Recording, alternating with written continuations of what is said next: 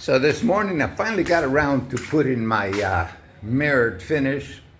One, to block the sun, and two, to block the view from outside. Put that in the living room and in the bedroom here. Just on one side though. And that works pretty good. It'll keep out the sun.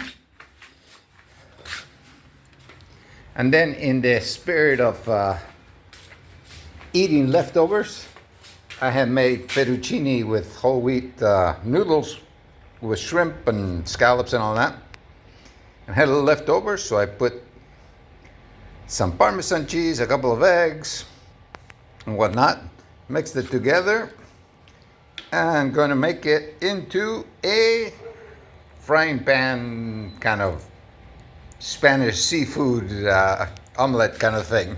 I'm not sure what you would call it, but I'm sure it'll be okay. So I got the pan going. These pans were great. I bought them in Atlanta, but put a little oil. And now drop this in there.